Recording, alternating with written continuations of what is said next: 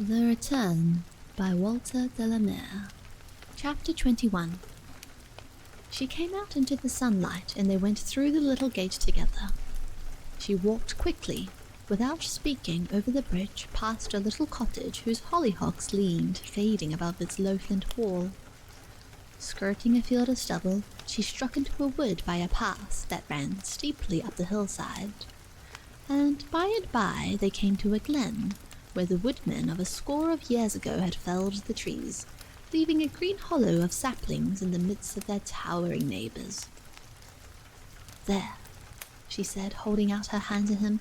"Now we are alone. Just 6 hours or so, and then the sun will be there." She pointed to the treetops to the west. "And then you will have to go. For good. For good, you your way, and I mine. What a tangle is this life of ours. Could I have dreamt we should ever be talking like this, you and I, friends of an hour? What will you think of me? Does it matter? Don't speak. Say nothing. Poor face, poor hands. If only there was something to look to pray to." She bent over his hand and pressed it to her breast. "What worlds we've seen together, you and I. And then another parting." They wandered on a little way and came back and listened to the first few birds that flew up into the higher branches, noonday being past, to sing. They talked and were silent, and talked again without question, or sadness or regret or reproach, she mocking even at themselves, mocking at this change. Why? And yet without it, would you ever even have dreamed once of a poor fool of a Frenchman went to his restless grave for me? For me? Need we understand? Are we told to pry? Who made us human must be human too. Why, we must take such care and make such a fret. This soul, I know it, it is all we have. To save, they say, poor creatures. No, never to spend, and so they daren't for a solitary instant lift it on the finger from its cage. Well, we have, and now soon back it must go, and try its best to whistle the day out. And yet, do you know, perhaps the very freedom does a little shake its monotony. It's true, you see. They have lived a long time, these worldly wise folk. They were wise before they were swaddled. There. And you are hungry? She asked him, laughing in his eyes. Of course you are. Scarcely a mouthful since that first still wonderful supper. And you haven't slept a wink, except like a tired-out child after its first party, on that old garden chair. I sat and watched, and yes, almost hoped you'd never wake in case. Come along, see, down there. I can't go home just yet. There's a little old inn. We'll go and sit down there, as if we were really trying to be romantic. I know the woman quite well. We can talk there, just the day out. They sat at a little table in the garden of the cherry trees, its thick green apple branches burdened with ripened fruit, and Grizzle tried to persuade him to eat and drink. "For tomorrow we die," she said, her hands trembling, her face as it were veiled with a faint, mysterious light. "There are dozens and dozens of old stories, you know," she said, leaning on her elbow. "Dozens and dozens, meaning only us. You must eat. Look, just an apple. We've got to say goodbye, and faintness will double the difficulty." She lightly touched his hand as if to compel him to smile with her. "There, I'll peel it. And this is Eden, and soon it will be the cool of the evening, and then, oh yes, the voice will come. What nonsense I am talking. Never mind." They sat on in the quiet sunshine, and a spider slid softly through the air, and with busy claws set to its nets, and those small ghosts, the robins, went whistling restlessly among the heavy boughs. A child presently came out of the porch of the inn into the garden, and stood, with its battered doll in its arms, softly watching them a while. But when Grizzle smiled and tried to coax her over, she burst out laughing and ran in again. Lawford stooped forward on his chair with a groan. "You see," he said, "the whole world mocks me. You say this evening. Need it be, must it be this evening? If you only knew how far they have driven me. If you only knew what we should only detest each other for saying and for listening to. The whole thing's dulled and staled. Who wants a changeling? Who wants a painted bird? Who does not loathe the converted, and I'm converted to sympathize as God?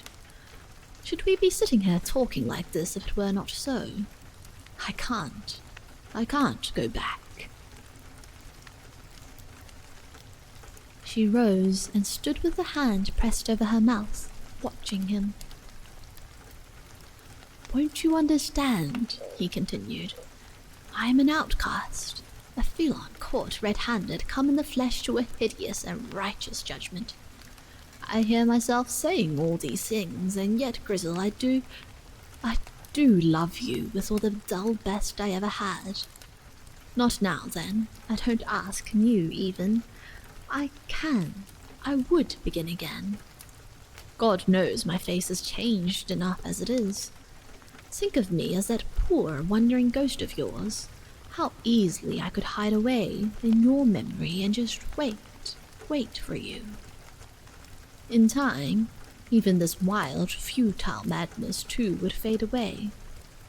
Then I could come back. May I try?" "I can't answer you. I can't reason. Only still, I do know talk, put off, forget as I may, must is must. Right and wrong, who knows what they mean, except that one's to be done and one's to be forsworn. Or, forgive, my friend, the truest thing I ever said, or else we lose the savour of both. Oh, then, and I know too, you'd weary of me. I know you, Monsieur Nicholas, better than you can ever know yourself, though you have risen from your grave. You follow a dream, no voice or face or flesh and blood, and not to do what the one old raven within you cries you must, would be in time to hate the very sound of my footsteps. You shall go back, poor turncoat, and face the clearness, the utterly more difficult, bold, and heartless clearness, as together we faced the dark. Life is a little while, and though I have no words to tell what always are and must be foolish reasons, because they are not reasons at all but ghosts of memory, I know in my heart that to face the worst is your only hope of peace.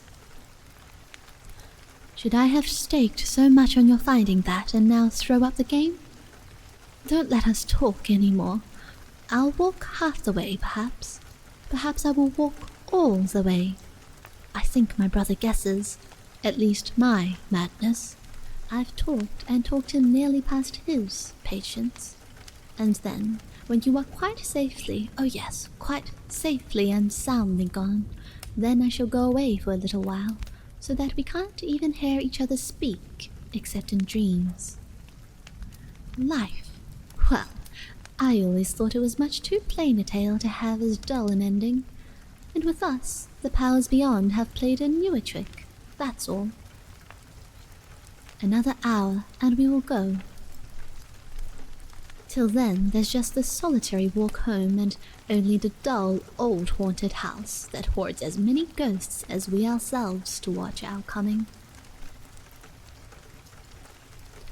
Evening began to shine between the trees. They seemed to stand aflame, with a melancholy rapture in their uplifted boughs above their faded coats. The fields of the garnered harvest shone with a golden stillness, awhirl with shimmering flocks of starlings. and the old birds that had sung in the spring sang now amid the same leaves, grown older too, to give their harbourage. Herbert was sitting in his room when they returned, nursing his teacup on his knee, while he pretended to be reading, with elbow propped on the table.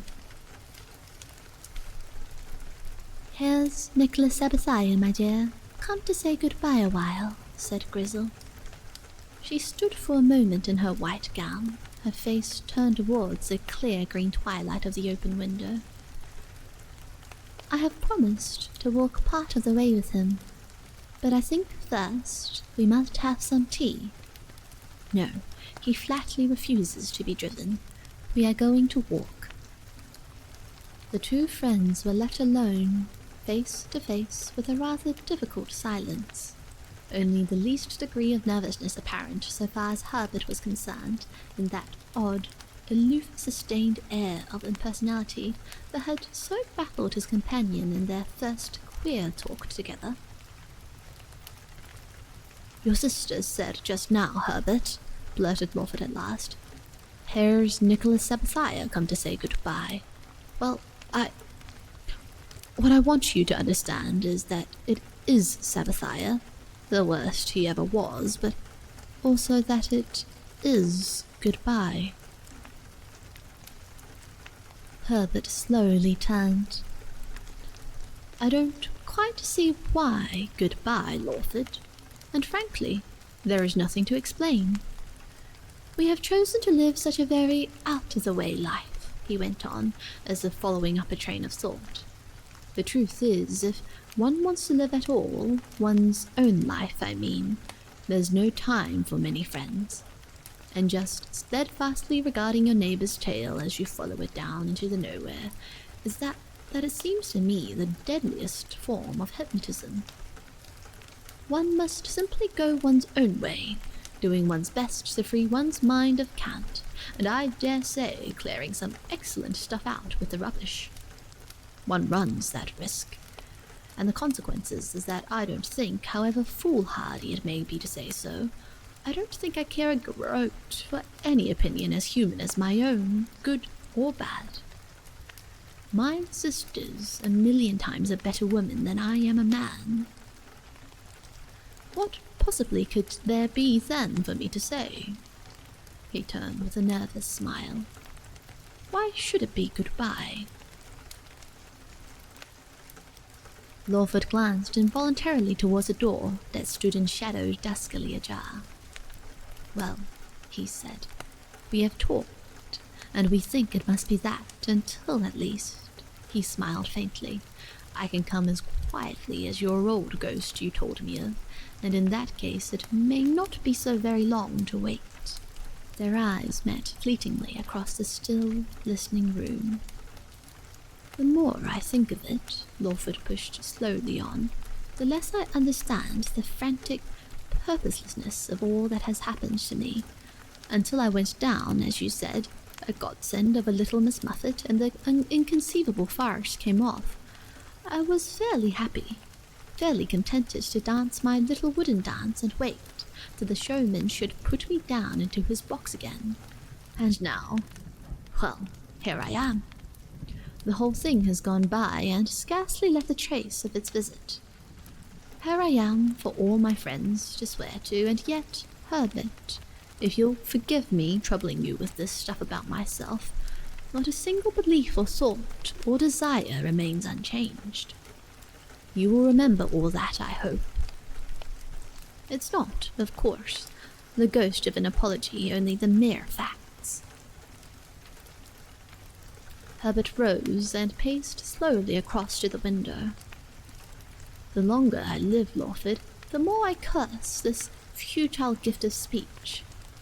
Here I am, wanting to tell you to say out frankly what, if mind could appeal direct to mind, would be merely as the wind passing through the leaves of a tree with just one multitudinous rustle, but which, if I tried to put into words, well, daybreak would find us still groping on." He turned, a peculiar, wry smile on his face. "It's a dumb world, but there we are. and some day you'll come again." "Well," said Lawford, as if with an almost hopeless effort to turn thought into such primitive speech, "that's where we stand, then." He got up suddenly like a man awakened in the midst of unforeseen danger. "Where is your sister?" he cried, looking into the shadow, and as if in actual answer to his entreaty, they heard the clinking of the cups on the little old green lacquer tray she was at the moment carrying into the room. She sat down on the window seat and put the tray down beside her. "It will be before dark, even now," she said, glancing out at the faintly burning skies. They had trudged on together with almost as deep a sense of physical exhaustion as peasants have who have been labouring in the fields since daybreak. And a little beyond the village, before the last long road began that led in presently to the housed and scrupulous suburb, she stopped with a sob beside an old scarred milestone by the wayside. This is as far as I can go," she said.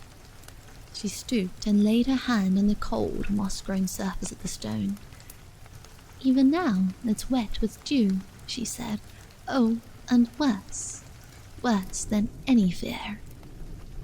But nothing now can trouble you again of that. We're both at least past that." "Grizzle," he said, "forgive me, but I can't go on." Don't think," she said, taking his hands and lifting them to her bosom. "It's only how the day goes, and it has all, by one dear, happened scores and scores of times before. Mother and child and friend, and lovers that are all these too like us. We mustn't cry out. Perhaps it was all before even we could speak, the sorrow came. Take all the hope and all the future, and then may come our chance." "What's life to me now? You said the desire to come back, that I should shake myself free. I could, if you would help me. I don't know what you are, or what your meaning is, only that I love you, care for nothing, wish for nothing but to see you and to think of you." Her flat, dull voice keeps saying that I have no right to be telling you all this. You will know best. I know I am nothing. I ask nothing. If we love one another, what is there else to say? Nothing to say except only goodbye. What could you tell me that I have not told myself over and over again? Reason's gone, thinking's gone. Now I am only sure. She smiled shadowily. What peace did he find, who couldn't, perhaps like you, face the last goodbye? They stood in utter solitude a while in the evening gloom. The air was as still and cold as some unfathomable, untraversed sea. Above them, uncountable clouds drifted slowly across space. "Why do they keep all whispering together?" he said in a low voice, with cowering face. "Oh, if you knew, Grizzle, how they have hemmed me in, how they have come pressing in through the narrow gate I left ajar, only to mock and mislead. It's all dark and unintelligible." He touched her hand, peering out of the shadows that seemed to him to be gathering between their faces. He drew her closer and touched her lips with his fingers. Her beauty seemed to his distorted senses to fill earth and sky. This, then, was the presence, the grave and lovely overshadowing dream whose surrender made life a torment, the death the near fold of an immortal starry veil. she broke from him with a faint cry, and he found himself running and running, just as he had run that other night, with death instead of life for inspiration, towards his earthly home. Chapter 22. He was utterly wearied, but he walked on for a long while with a dogged, unglancing pertinacity and without looking behind him. Then he rested under the dew-sodden hedgeside and buried his face in his hands. Once, indeed, he did turn and grind his way back with hard, uplifted face for many minutes, but at the meeting with an old woman who in the late dusk passed him unheeded on the road, he stopped again. And after standing a while looking down upon the dust, trying to gather up the tangled threads of his thoughts, he once more set off homewards. It was clear, starry, and quite dark when he reached the house. The lamp at the roadside obscurely lit its breadth and height. Lamplight within, too, was showing yellow beneath the Venetian blinds. A cold gas jet gleamed out of the basement window. He seemed bereft now of all desire or emotion, simply the passive witness of things external in a calm which, though he scarcely realized its cause, was an exquisite solace and relief. His senses were intensely sharpened with sleeplessness. The faintest sound bowed clear and keen on his ear. The thinnest beam of light besprinkled his eyes with curious brilliance. As quietly as some nocturnal creature, he ascended the steps to the porch, and leaning between stone pilaster and wall, listened intently for any rumor of those within. He heard a clear, rather languid and delicate voice quietly speak on until it broke into a little peal of laughter, followed, when it fell silent, by Sheila's, rapid, rich, and low. The first speaker seemed to be standing. Probably then his evening visitors had only just come in, or were preparing to depart. He inserted his latchkey and gently pushed at the cumbersome door. It was locked against him. With not the faintest thought of resentment or surprise, he turned back, stooped over the balustrade, and looked down into the kitchen. Nothing there was visible but a narrow strip of the white table, on which lay a black cotton glove, and beyond the glint of a copper pan. What made all these mute and inanimate things so coldly hostile?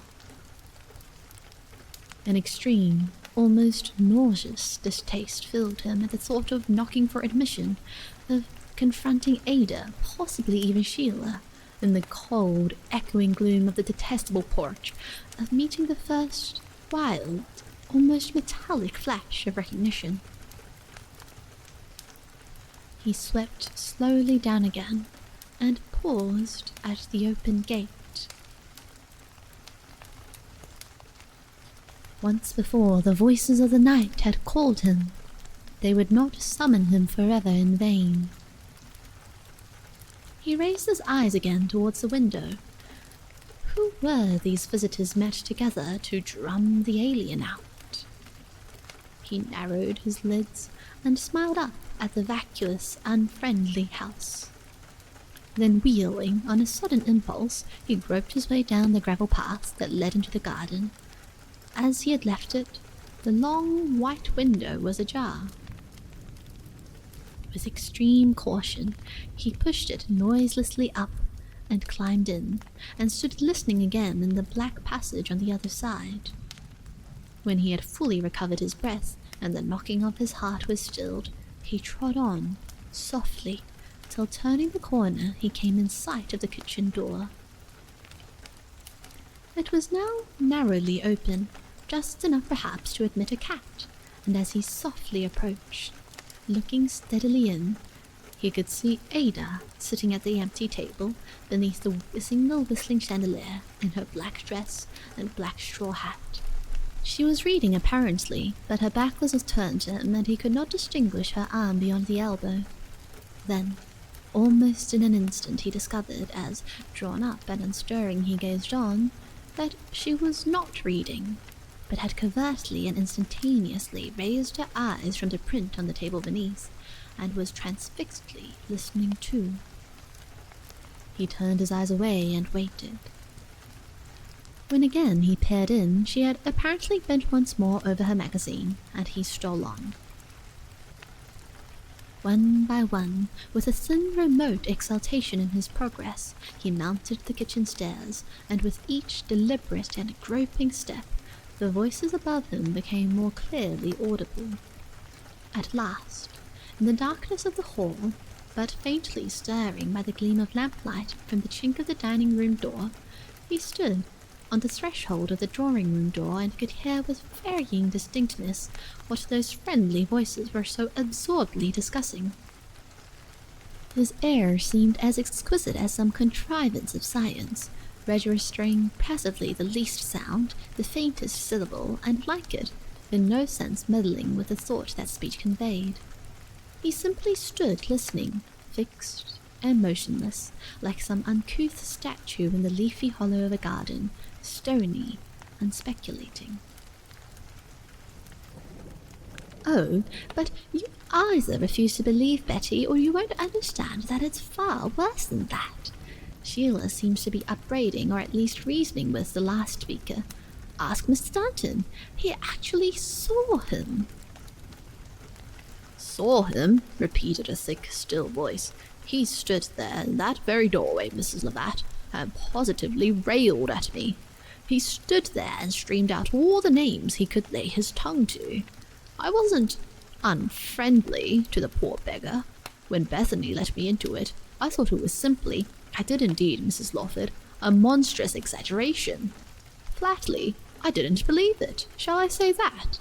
But when I stood face to face with him, I could have taken my oath that there was no more poor old Arthur Lawford than, well, I won't repeat what particular word occurred to me, but there." The corpulent shrug was almost audible. "We all know what old Bethany is. A sterling old chap, mind you, so far as mere character is concerned. The right man in the right place, but as gullible and as soft-hearted as a tomtit. I've said all this before, I know, Mrs. Lawford, and been properly snubbed for my pains, but if I had been Bethany, I'd have sifted the whole story at the beginning the moment he put his foot into the house. Look at that Tichborne fellow. Went for months and months, just picking up one day when he floored old Hawkins, wasn't it, with the next? But of course," he added gloomily, "now that's all too late. He was wormed himself into a tolerably tight corner. I'd just like to see, though, a British jury comparing this claimant with his photograph, upon my word I would. Where would he be then, do you think?" "But my dear Mr. Danton," went on the clear, languid voice Lawford had heard break so light-heartedly into laughter, "you don't mean to tell me that a woman doesn't know her own husband when she sees him, or, for the matter of that, when she doesn't see him? If Tom came home from a ramble as handsome as Apollo tomorrow, I'd recognize him at the very first blush. Literally. He'd go nuzzling off to get his slippers, or complain the lamps had been smoking, or hunt the house down for last week's paper.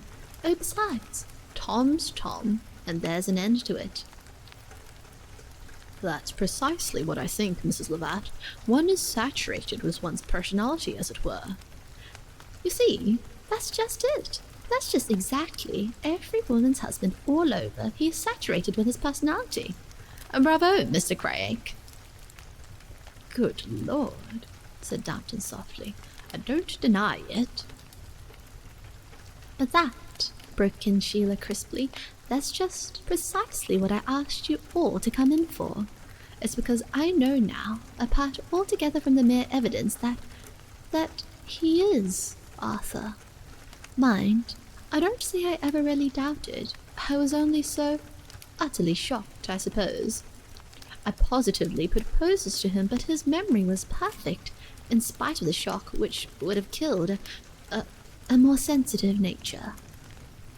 She had risen, it seemed, and was moving with all her splendid impressiveness of silk and presence across a general line of vision. But the hall was dark and still. Her eyes were dimmed with light. Lawford could survey her there, unmoved. "Are you there, Ada?" she called discreetly. "Yes, ma'am," answered the faint voice from below. "You have not heard anything? No knock?" "No, ma'am, no knock." "The door is open if you should call." "Yes, ma'am." "The girl's scared out of her wits," said Sheila, returning to her audience. "I've told you all that miserable Ferguson story, a piece of calm, callous presence of mind I should never have dreamed my husband capable of. And the curious thing is, at least, it is no longer curious in the light of the ghastly facts I am only waiting for Mr. Bethany to tell you. From the very first, she instinctively detested the very mention of his name." "I believe you know," said Mr. Craig with some decision, "that servants must have the same wonderful instinct as dogs and children. They are natural, intuitive judges of character."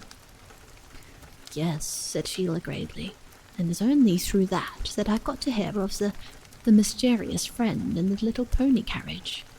Ada's magnificently loyal, I will say that." "I don't want to suggest anything, Mrs. Lawford," began Mr. Craig rather hurriedly. "Wouldn't it perhaps be wiser not to wait for Mr. Bethany? It is not at all unusual for him to be kept a considerable time in the vestry after service, and today is the feast of St. Michael's and All Angels, you know. Mightn't your husband be, coming back, don't you think?" "Craig's right, Mrs. Lawford. It's not a bit of good waiting. Bethany would stick there till midnight if any old woman's spiritual state could keep her going so long. Here we all are, and at any moment we may be interrupted.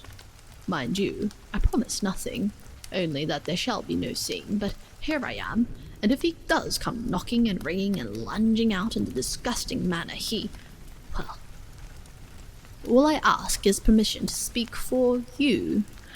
Upon my soul, to think what you must have gone through. It isn't the place for ladies just now. Honestly, it isn't. Besides, supposing the romantic lady of the pony carriage has friends? Are you a pugilist, Mr. Craig?" "I hope I could give some little account of myself, Mrs. Labatt, but you need have no anxiety about that." "There, Mr. Darnton, so as there is not the least cause for anxiety, even if poor Arthur should return to his earthly home, may we share your dreadful story at once, Sheila, and then, perhaps, hear Mr. Bethany's exposition of it when he does arrive? We are amply guarded." "Honestly, you know, you are a bit of a skeptic, Mrs. Labatt," pleaded Danton playfully. "I've seen him." "And seeing is disbelieving, I suppose. Now then, Sheila." "I don't think there's the least chance of Arthur returning tonight," said Sheila solemnly. "I am perfectly well aware it's best to be as cheerful as one can, and as resolved. But I think, Betty, when even you know the whole horrible secret, don't you think Mr. Danton was horrified for nothing? The ghastly, the awful truth is that my husband, there is no other word for it, is possessed." "Possessed, Sheila? What in the name of all the creeps is that?" "Well, I dare say Mr. Craig will explain it much better than I can. By a devil, dear." The voice was perfectly poised and restrained, and Mr. Craig did not see fit for the moment to embellish the definition. Lawford, with an almost wooden immobility, listened on. "But the devil, or a devil? Isn't there a distinction?" inquired Mrs. Labatt. "It's in the Bible, Betty, over and over again. It was quite a common thing in the Middle Ages. I think I'm right in saying that, am I not, Mr. Craig?" Mr. Craig must have solemnly nodded or abundantly looked his unwilling affirmation. And what has been, continued Sheila temperately, I suppose may be again. When the fellow began raving at me the other night, began Danton huskily, as if out of an unfathomable pit of reflection, among other things he said that I haven't any wish to remember was that I was a skeptic, and Bethany said ditto to it. I don't mind being called a skeptic. Why, I said myself Mrs. Lavath was just a skeptic just now. But when it comes to devils, Mrs. Lawford, I may be convinced about the other. But devils! Well, I've been in the city nearly 25 years, and it's my impression human nature can raise all the devils we shall ever need. And another thing, he added, as if inspired and with an immensely intelligent blink. Is it just precisely that word in the revised version, eh, Craig? I'll certainly look it up, Danton, but I take it that Mrs. Lawford is not so much insisting on the word as on the manifestation, and I'm bound to confess that the Society for Psychical Research, which has among its members quite eminent and entirely trustworthy men of science, I am bound to admit that they have some very curious stories to tell. The old idea was, you know, that there are 72 princely devils and as many as 7 million, commoners. It may very well sound quaint to our ears, Mrs. Labatt, but there it is. But whether that has any bearing on what you were saying, Danton, I can't say. Perhaps Mrs. Lawford will throw a little more light on the subject when she tells us on what precise facts her distressing theory is based. Lawford had soundlessly stolen a pace or two nearer, and by stooping forward a little he could, each in turn, scrutinize the little intent company sitting over his story around the lamp at the further end of the table, squatting like children with their twigs and pins, fishing for wonders on the brink of the unknown. Yes, Mrs. Lavatt was saying, I quite agree, Mr. Craig. 72 princes and no princesses. Oh, those masculine prejudices. But do throw a little more modern light on the subject, Sheila. I mean this, said Sheila firmly. When I went in for the last time to say goodbye, and of course it was at his own wish that I did leave him, and precisely why he wished it is now unhappily only too apparent, I had brought him some money from the bank. £50, I think. Yes, £50. And quite by the merest chance I glanced down, in passing, at a book he had apparently been reading, a book which he seemed very anxious to conceal with his hand. Arthur is not a great reader, though I believe he studied a little before we were married, and well, I detest anything like subterfuge, and I said it out without thinking. Why, you're reading French, Arthur. He turned deathly white, but made no answer. And can't you even confide to us the title, Sheila? Sighed Mrs. Lavatt reproachfully. Wait a minute, said Sheila, and you shall make as much fun of the thing as you like, Betty, when I've finished. I don't know why, but that peculiar, stealthy look haunted me. Why French? I kept asking myself. Why French? Arthur hasn't opened a French book for years. He doesn't even approve of the Entente. His argument was that we ought to be friends with the Germans because they are more hostile. Never mind. When Ada came back the next evening and said he was out, I came the following morning, by myself, and knocked. No one answered, and I let myself in. His bed had not been slept in. There were candles and matches all over the house. One even burned nearly to the stick on the floor in the corner of the drawing-room. I suppose it was foolish, but I was alone, and just that somehow horrified me. It seemed to point to such a peculiar state of mind. I hesitated. What was the use of looking further? Yet something seemed to say to me that it was surely providential. Go downstairs. And there, in the breakfast room, the first thing I saw on the table was this book. A dingy, ragged-bled, patched-up, a horrible and loathsome little book. And I have read bits too, here and there. And beside it was my own little school dictionary, my own child's. She looked up sharply. What was that? Did anybody call? Nobody I heard, said Danton, staring stonily around. It may have been the passing of the wind, suggested Mr. Craig after a pause. Peep between the blinds, Mr. Craig. It may be poor Mr. Bethany confronting pneumonia in the porch. There's no one there, Mrs. Levat, said the curate, returning softly from his errand. Please, continue your narrative, Mrs. Lawford. We are panting for the devil, my dear. Well, I sat down and, very much against my inclination, turned over the pages. It was full of the most revolting confessions and trials, so far as I could see. In fact, I think the book was merely an amateur collection of horrors. And the faces, the portraits. Well then, can you imagine my feelings when towards the end of the book, about 30 pages from the end, I came upon this, gloating up at me from the table in my house before my very eyes? She cast a rapid glance over her shoulder, and gathering up her silk skirt, drew out from the pocket beneath the few crumpled pages and passed them without a word to Danton.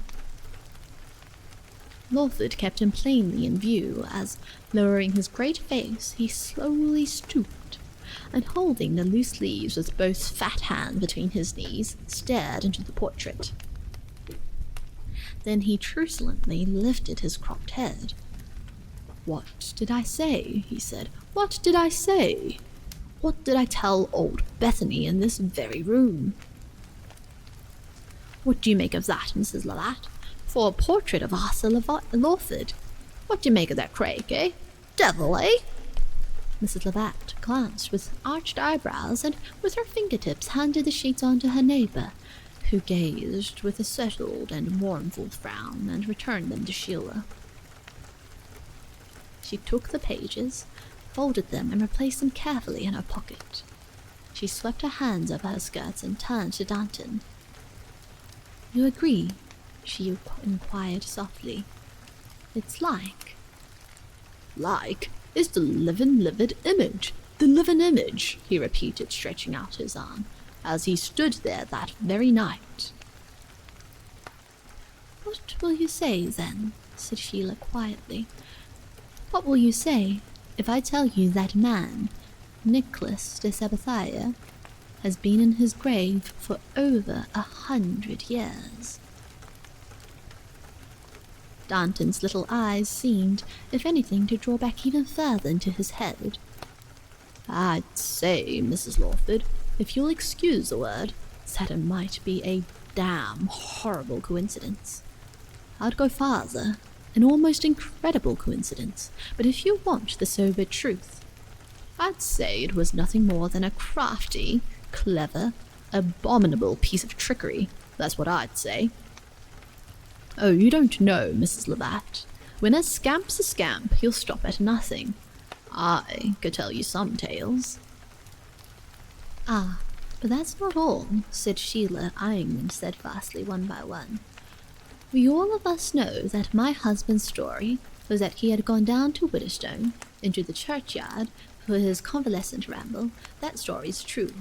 We all know that he said he had some fit, a heart attack, and that a kind of stupor had come over him. I believe on my honor that's true too. But no one knows but he himself and Mr. Bethany and I that it was a wretched, broken grave, quite at the bottom of the hill that he chose for his resting place, nor, and I can't get the scene out of my head, nor that the name on that one solitary tombstone down there was this." Danton rolled his eyes. "I don't begin to follow," he said stubbornly. "You don't mean," said Mr. Craig, who had not removed his gaze from Sheila's face, "I am not to take it that you mean Mrs. Lawford, the other?" "Yes," said Sheila. "His," she patted her skirts, "Sabathier's." "You mean," said Mrs. Levat crisply, "that the man in the grave is the man in the book, and that the man in the book is poor Arthur's changed face?" Sheila nodded. Danton rose cumbrously from his chair, looking beadily down his three friends. "Oh, but, it isn't right," he began. "Lord, I can see him now. Glassy. Yes, that's the very word I said, glassy. It won't do, Mrs. Lawford, or my solemn honour, it won't do. I don't deny it, call it what you like, yes, devils, if you like. But what I say as a practical man is that it's just rank, that's what it is. Bethany's had too much rope. The time's gone by for sentiment and all that foolery. Mercy's all very well, but after all, it's justice that clinches the bargain. There's only one way. We must catch him. We must lay the poor wretch by the heels before it's too late. No publicity, God bless me, no. We'd have all the rags in London on us. They'd pillory us 9 days on end. We'd never live it down.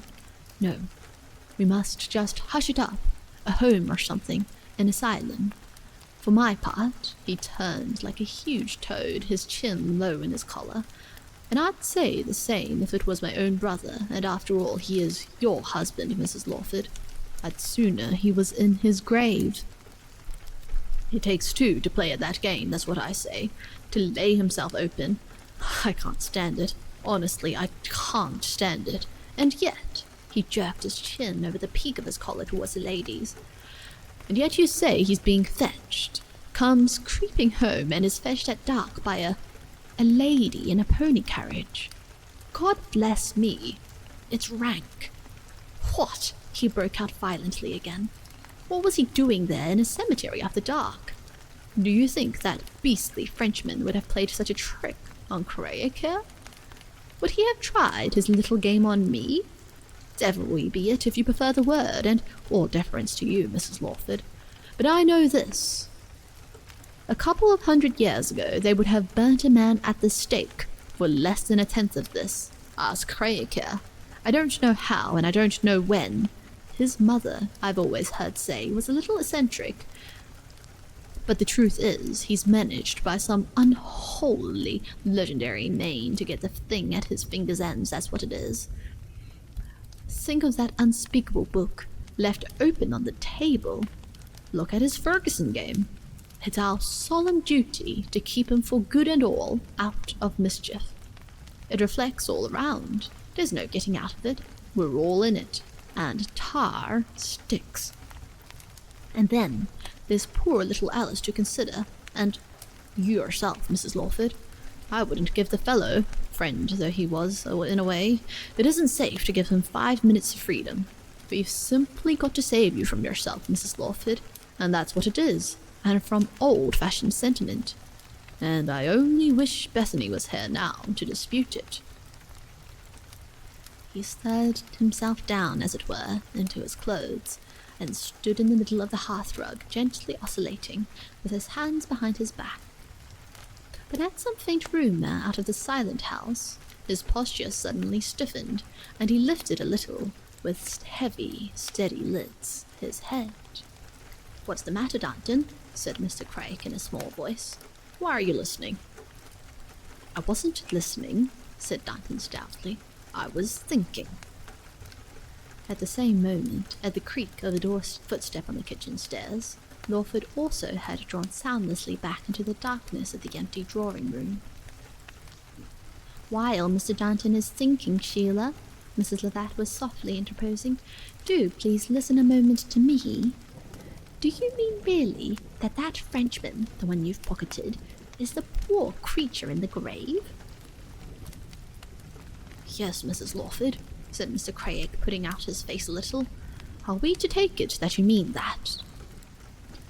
"It's the same date, dear, the same name, even to the spelling. What possibly else can I think? And that poor creature in the grave actually climbed out of the darkness and, well, what? I know no more than you do now, Betty, but the true faces, you must remember. You haven't seen my husband since. You must remember you haven't heard the most peculiar things Arthur himself, has said to me. Things such as a wife, and not in jest, Betty, I assure you." "And Mr. Bethany?" interpolated Mr. Craig modestly, feeling his way.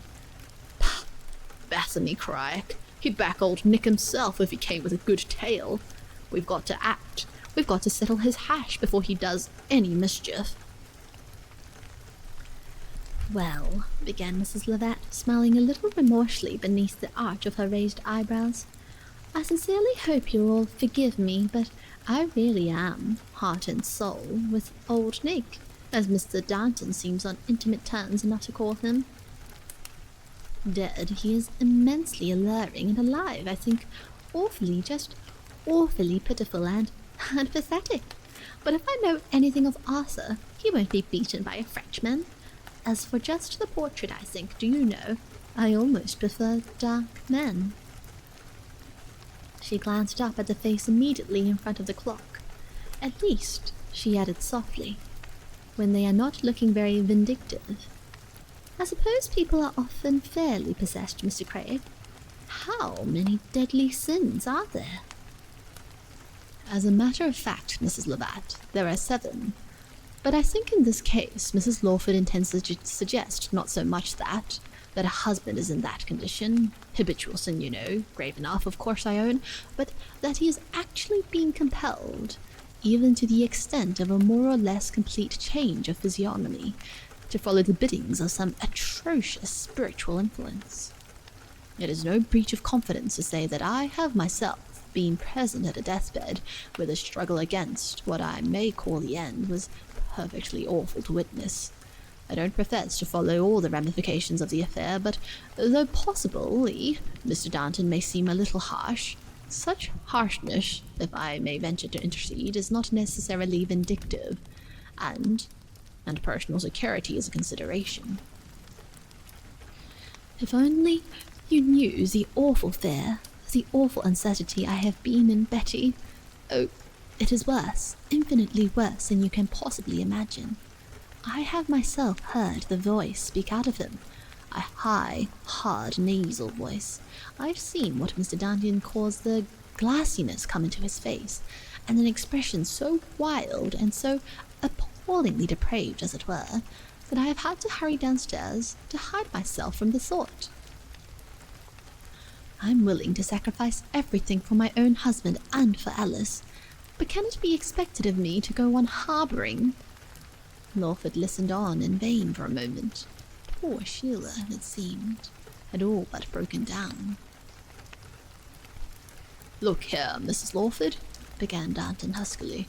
"You really mustn't give way. You really mustn't. It's awful, unspeakably awful, I admit. But there we are, friends in the midst of friends, and there's absolutely nothing. What's that, eh? Who is it? Oh, the maid." Ada stood in the doorway looking in. "All I've come to ask, Mom," she said in a low voice, "is, am I to stay downstairs any longer? And are you aware there's somebody in the house?" "What's that? What's that you're saying?" broke out the husker voice again. "Control yourself. Speak gently. What's that?" "Begging your pardon, sir.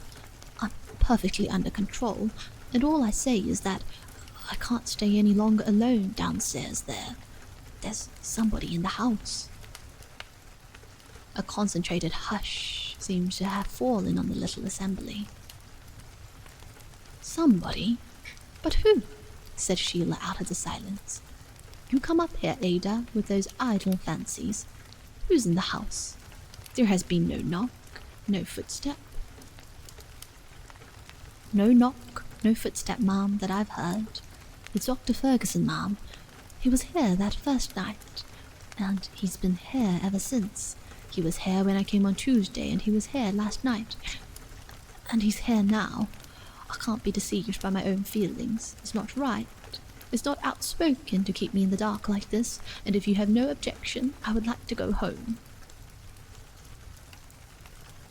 Lawford, in his utter weariness, had nearly closed the door, and now sat bent up on a chair, wondering vaguely when this poor play was coming to an end, longing with an intensity almost beyond endurance for the keen night air, the open sky. But still, his ears drank in every tiniest sound or stir.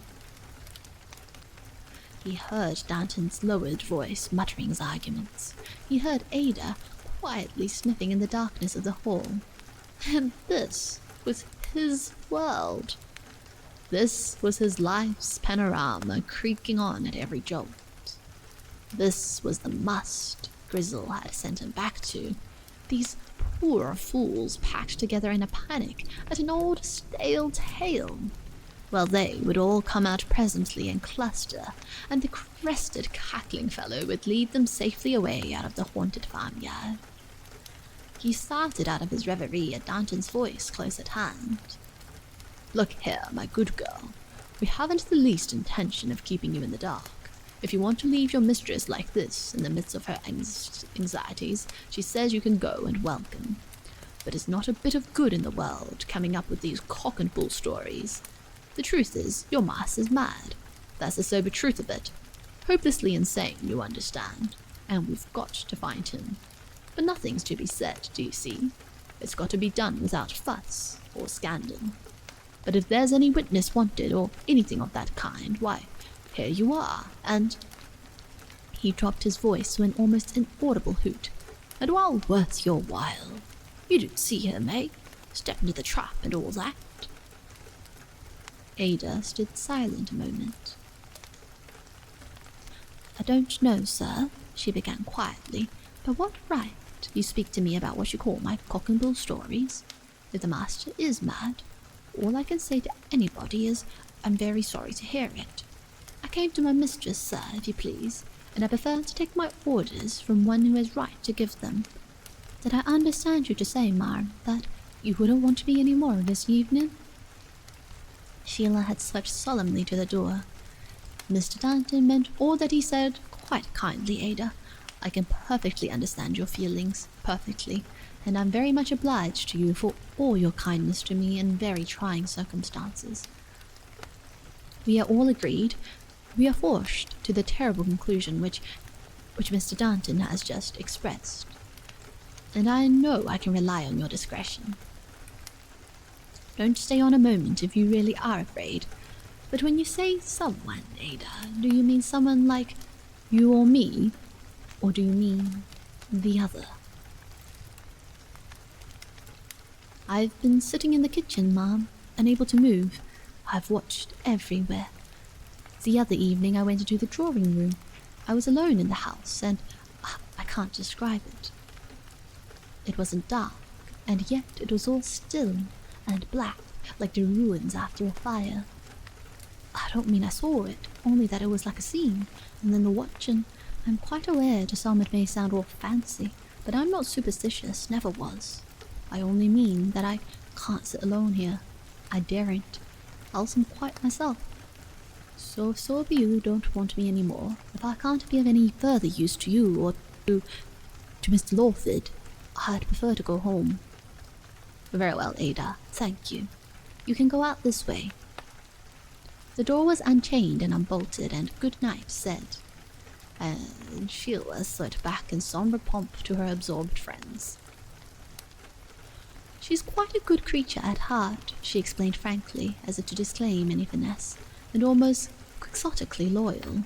But what really did she mean, do you think? She is so obstinate. That maddening someone. How do they repeat themselves? It can't be my husband, not Dr. Ferguson, I mean. You don't suppose? Oh, surely not someone else." Again, the dark silence of the house seemed to drift in on the little company. Mr. Craig cleared his throat. "I failed to catch quite all that the maid said," he murmured apologetically, "but I certainly did gather it was to some kind of emanation she was referring, and the ruin, you know. I'm not a mystic, and yet, do you know, that somehow seems to me almost offensively suggestive of demonic influence. You don't suppose, Mrs. Lawford, and of course I wouldn't for a moment venture on such a conjecture unsupported, but even if this restless spirit, let us call it, did succeed in making a footing, it might possibly be rather in the nature of a lodging than a permanent residence. Moreover, we are, I think, bound to remember that probably in all affairs of existence, like attracts like, Even the Gadarene episode seems to suggest a possible multiplication. He peered largely. You don't suppose, Mrs. Lawford? I think Mr. Craig doesn't quite relish having to break the news, Sheila dear, explained Mrs. Lovat soothingly, that perhaps Sabbathai is out, which really is quite a heavenly suggestion, for in case your husband would be in, wouldn't he? Just our old stolid Arthur again, you know. And next, Mr. Craig is suggesting, and it certainly does seem rather fascinating, that poor Ada's got mixed up with the Frenchman's friends, or perhaps even with one of the 72 Princesses Royal. I know women can't or mustn't reason, Mr. Danton, but you do, I hope, just catch the drift. Danton started. I wasn't really listening to the girl, he explained nonchalantly, shrugging his black shoulders and pursing up his eyes. Personally, Mrs. Lovat, I'd pack the baggage off tonight, box and all, but it's not my business. You mustn't be depressed, must he, Mr. Craig? After all, my dear man, the business, as you call it, is not exactly entailed. But really, Sheila, I think it must be getting very late. Mr. Bethany won't come now, and the dear old thing ought certainly to have his say before we go any further. Oughtn't he, Mr. Danton? So what's the use of worriting poor Ada's ghost any longer? And as for poor Arthur, I haven't the faintest desire in the world to have the little cart drive up, simply in case it should be to leave your unfortunate husband behind, Sheila. What it must be to be alone all night at this house, with a dead and buried Frenchman's face. Well, I shudder, dear. And yet, Mrs. Lovat, said Mr. Craig with some little show of returning bravado, as we make our bed, you know. But in this case, you see, she replied reflectively, if all accounts are true, Mr. Craig, it's manifestly the wicked Frenchman who has made the bed, and Sheila who refused. But look, Mr. Danton is fretting to get home. If you'll all go to the door, said Danton, seizing a fleeting opportunity to raise his eyebrows, more expressively even, if he had again shrugged his shoulders at Sheila, I'll put out the light. The night air flowed into the dark house as Danton hastily groped his way out of the dining room. There's only one thing, said Sheila slowly. When I last saw my husband, you know, he was, I think, the least bit better. He was always stubbornly convinced it would all come right in time.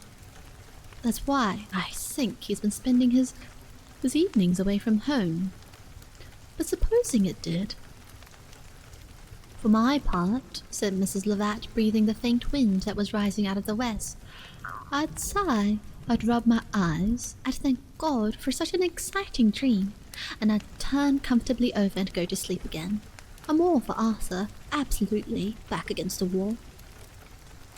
For my part, said Danton, looming in the dusk, friend or no friend, I'd cut him dead.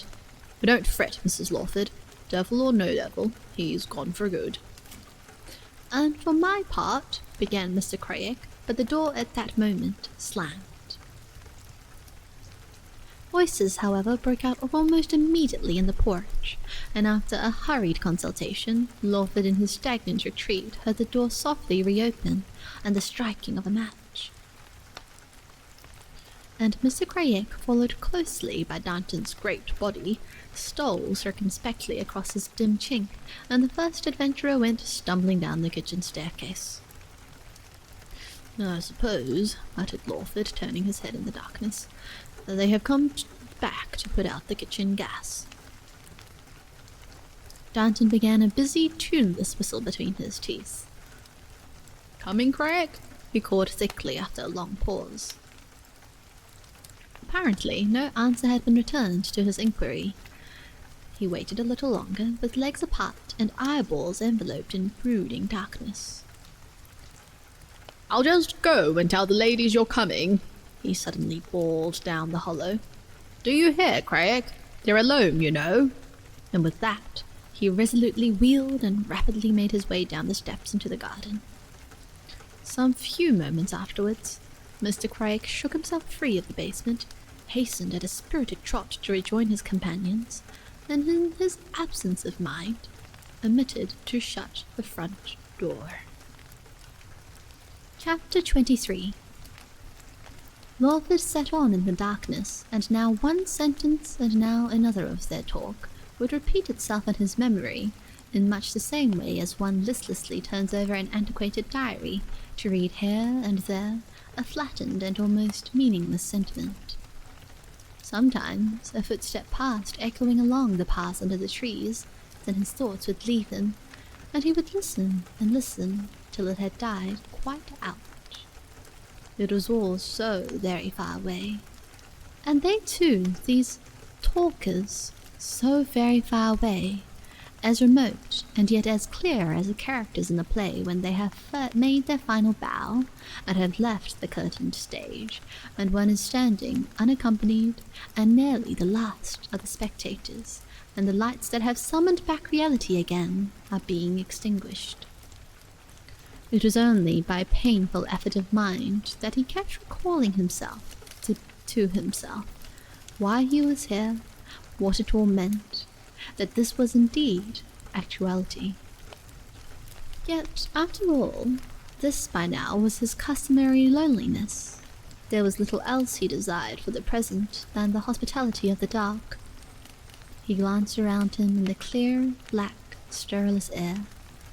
Here and there, it seemed, a humped or a spindled form held against all comers its passive face. Here and there, a tiny faintness of light played. Night after night, these chairs and tables kept their blank vigil. Why? He thought, pleased as an overtired child with the fancy. In a sense, they were always alone, shut up in a kind of senselessness, just like us all. But what he had suddenly risen from his chair to ask himself, what on earth are they alone with? No precise answer had been forthcoming to that question. But as in turning in the doorway he looked out into the night, flashing here and there in dark spaces of the sky, above the withering apple leaves, the long dark wall and quiet untrodden road, with the tumultuous beating of the stars, one thing at least he was conscious of having learned in these last few days. He knew what kind of place he was alone in. It seemed to weave a spell over him, to call up a nostalgia he had lost all remembrance of since childhood, and that queer homesickness, at any rate, was all ʟɪᴏᴏ's doing, he thought, smiling in his rather careworn fashion. ʟɪᴏᴏ.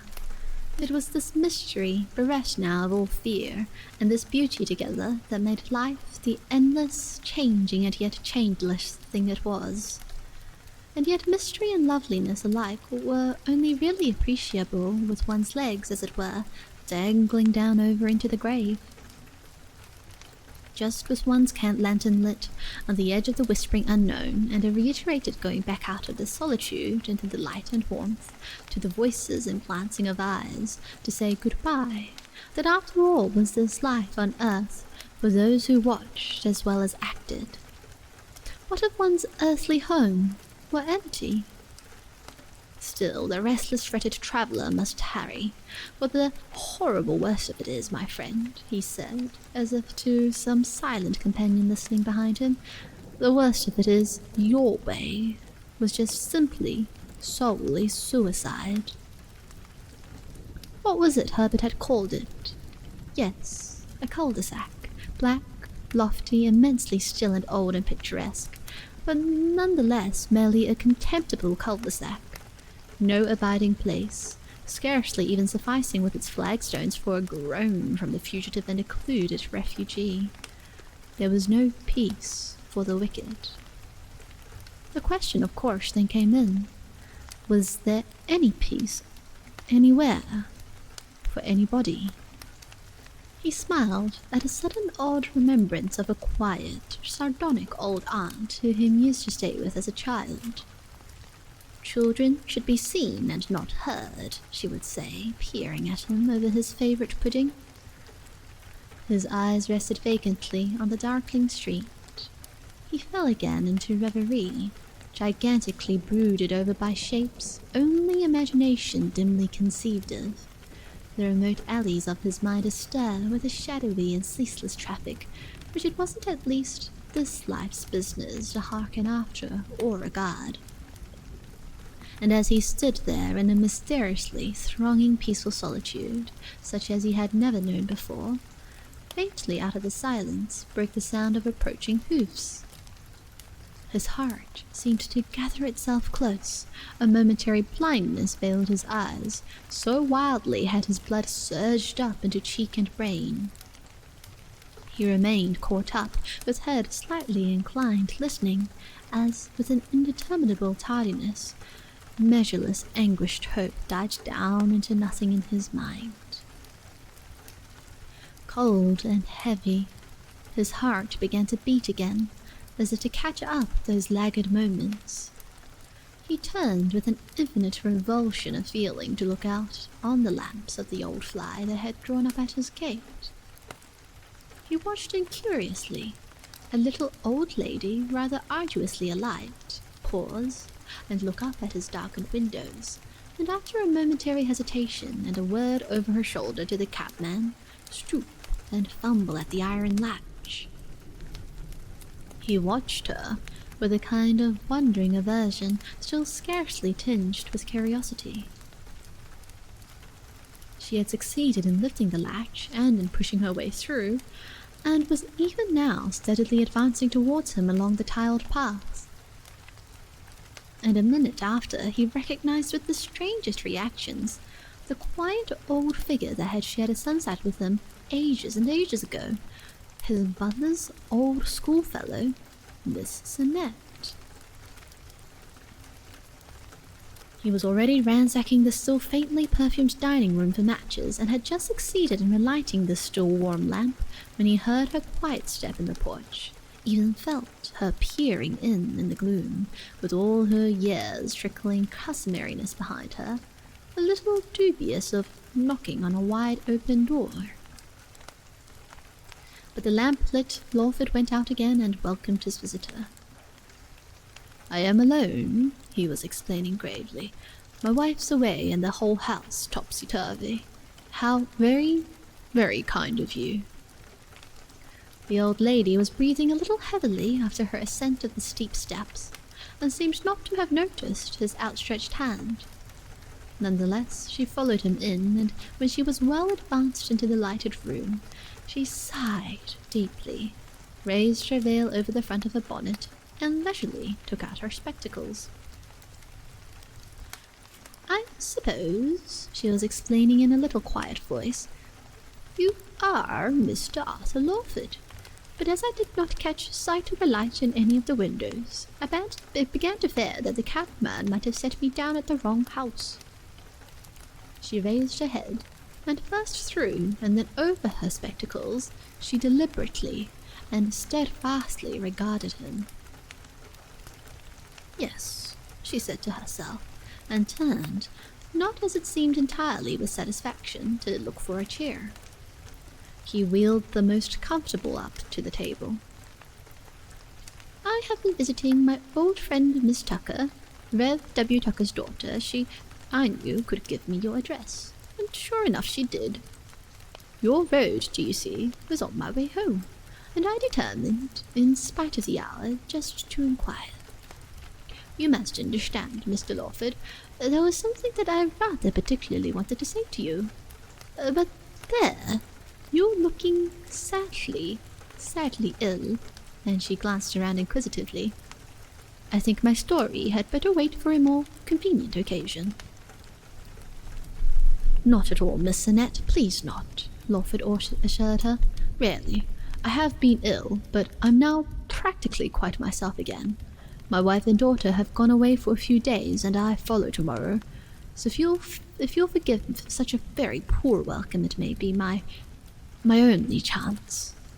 Do please let me hear." The old lady leant back in her chair, placed her hands on its arms, and softly panted, while out of the rather broad serenity of her face she sat blinking up at her companion, as if after a long talk instead of at the beginning of one. No, she repeated reflectively. I don't like your looks at all. Yet here we are enjoying beautiful autumn weather, Mr. Lawford. Why not make use of it? Oh, yes, said Lawford, I do. I have been making tremendous use of it. Her eyelid flickered at his candid glance.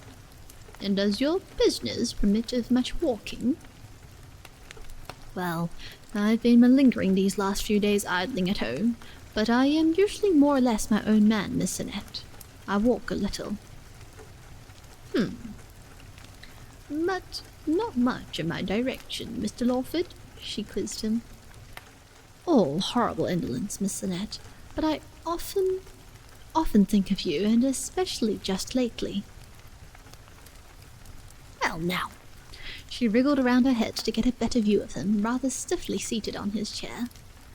That's very peculiar, because I, too, have been thinking lately a great deal of you, and yet I fancy I shall succeed in mystifying you presently. Not precisely of you, but of somebody else. You do mystify me. Somebody else, he replied gallantly. And that is the story, I suppose. That's the story, repeated Miss Annette with some little triumph. Now, let me see. It was on Saturday evening. A wonderful sunset, Bewley Heath. Oh yes, my daughter's favourite walk. And your daughter's age now? She's nearly 16. Alice, you know. Ah, yes, Alice, to be sure. It is a beautiful walk, and fine. I generally take mine there too. It's near.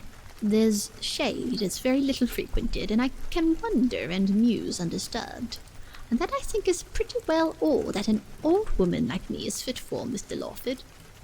Nearly 16. Is it possible? Dear, dear me.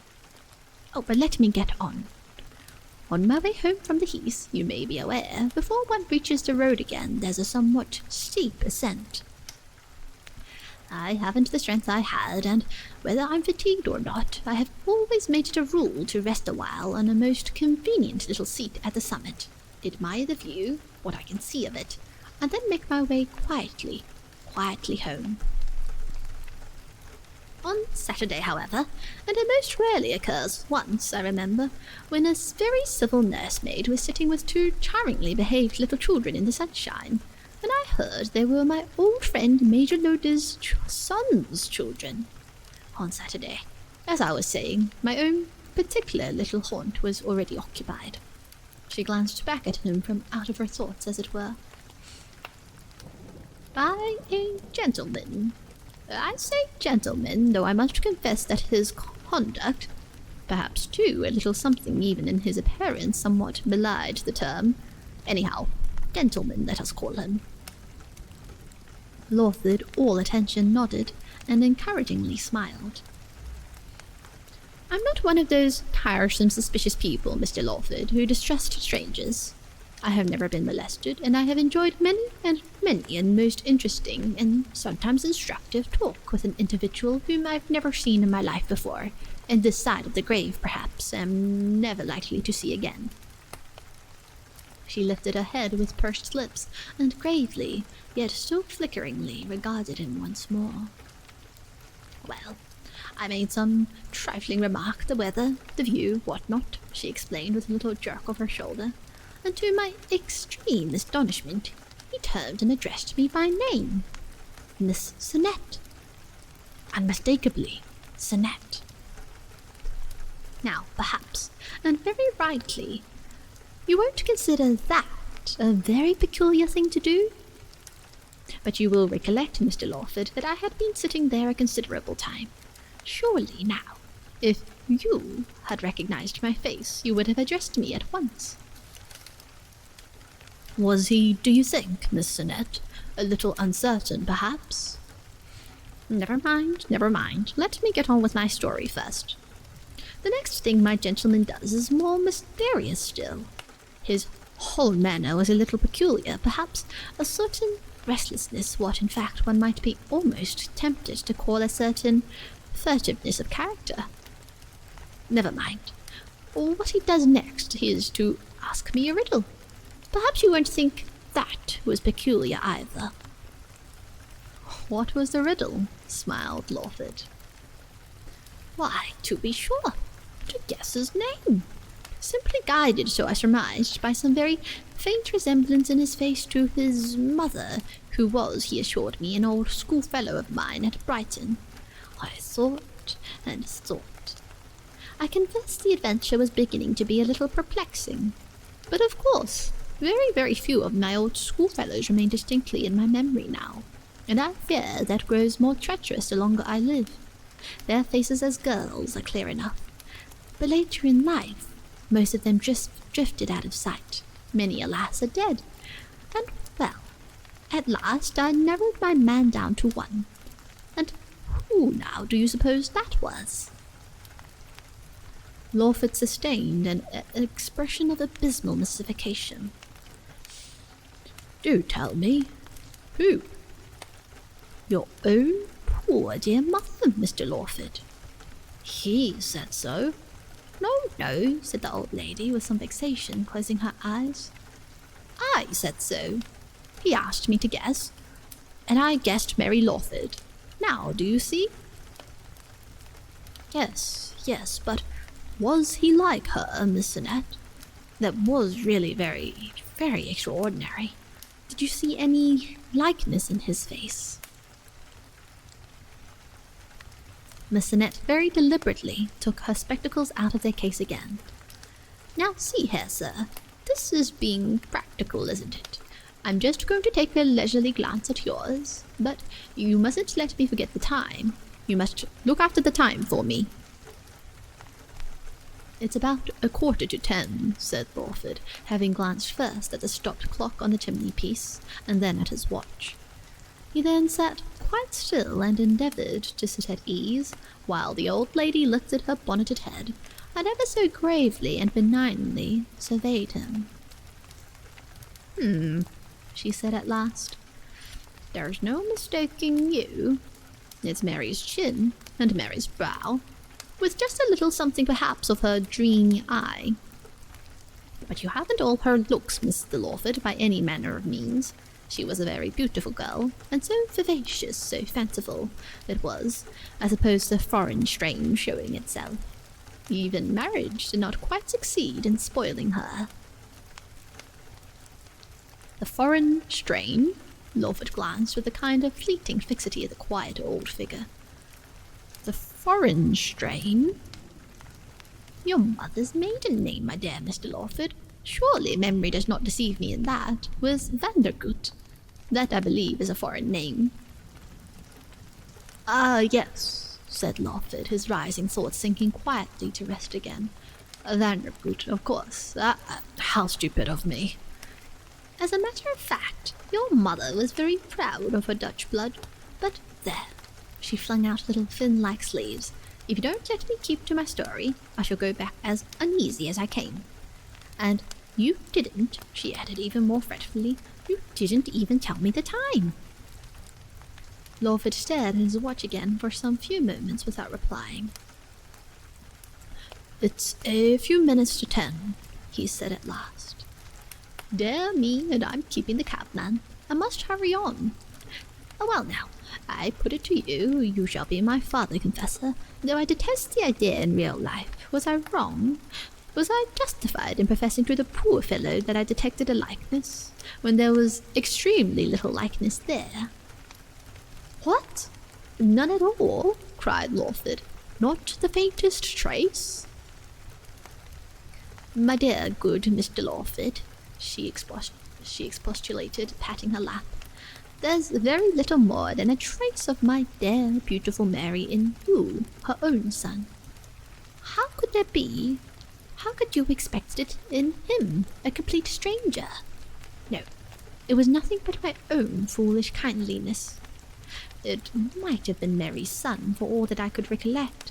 I haven't for years, please remember, had the pleasure of receiving a visit from you. I'm firmly of opinion that I was justified. My motive was entirely benevolent. And then, to my positive amazement, well, I won't say hard things of the absent, but he suddenly turns round on me with a, "Thank you, Miss Bennet." Bennet? Hark ye. Perhaps you won't agree that I had any justification in being vexed and affronted at that. "I think, Miss Sinnet," said Lawford solemnly, "that you were perfectly justified. Oh, perfectly.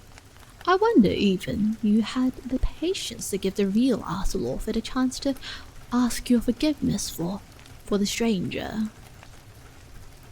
"Well, candidly," said Miss Sinnet severely, "I was very much scandalized, and I shouldn't be here now telling you my story if it hadn't been for your mother." "My mother?" The old lady rather grimly enjoyed his confusion. "Yes, Mr. Lawford, your mother. I don't know why. Something in his manner, something in his face, so dejected, so unhappy, so, if it is not uncharitable to say it, so wild, it has haunted me. I haven't been able to put the matter out of my mind. I have lain awake in my bed thinking of him. Why did he speak to me, I keep asking myself? Why did he play me so very aimless a trick? How had he learned my name? Why was he sitting there so solitary and so dejected? And worse even than that, what has become of him? A little more patience, a little more charity, perhaps. What might I not have done for him? The whole thing has harassed and distressed me more than I can say. Would you believe it? I have actually twice, and on one occasion 3 times in a day, made my way to the seat, hoping to see him there. And I am not so young as I was. And then, as I say, to crown all, I had a most remarkable dream about your mother. But that's my own affair. Elderly people like me are used, well, perhaps I won't say used. We're not surprised or disturbed by visits from those who have gone before. We live, in a sense, among the tombs, though I would not have you fancy it's in any way a morbid or unhappy life to lead. We don't talk about it, certainly not to young people. Let them enjoy their Eden while they can, though there's plenty of apples, I fear, on the tree yet, Mr. Lawford." She leant forward and whispered it with a big, simple smile. "We don't even discuss it much among ourselves. But as one gets nearer and nearer to the wicket gate, there's other company around one than you'll find in the directory, and that is why I have come on here tonight. Very probably my errand may seem to have no meaning for you. You look ill, but you don't appear to be in any great trouble or adversity as I feared as I feared you might be. I must say, though, this seems a terribly empty house, and no lights, too." She slowly, with a little trembling nodding of her bonnet, turned her head and glanced quietly, fixedly and unflinchingly out of the half-open door. "But that's not my affair." And again she looked at him for a little while. Then she stooped forward and touched him kindly and trustingly on the knee.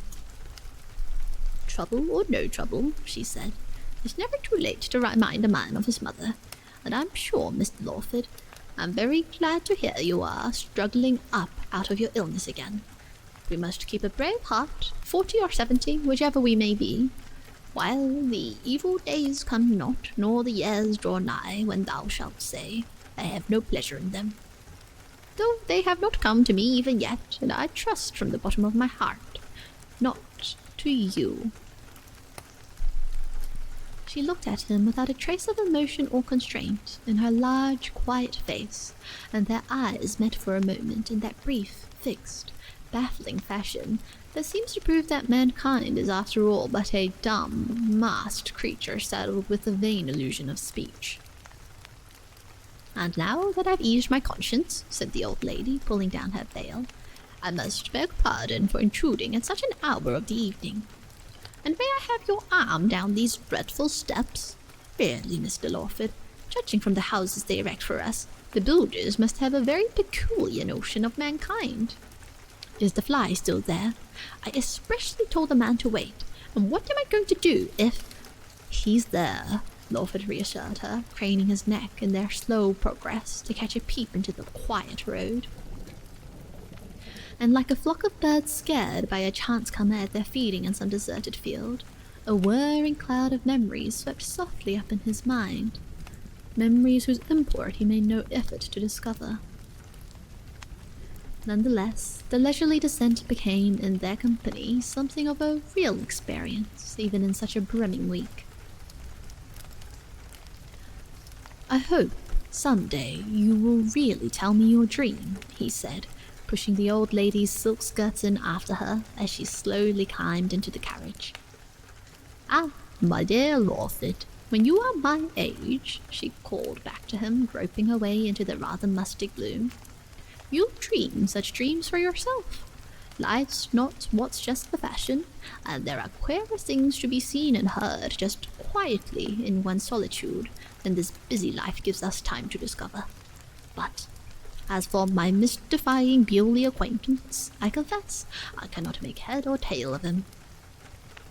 "Was he," said Lawford rather vaguely, looking up into the dim white face that with its plumes filled nearly the whole carriage window, "was his face very unpleasing?"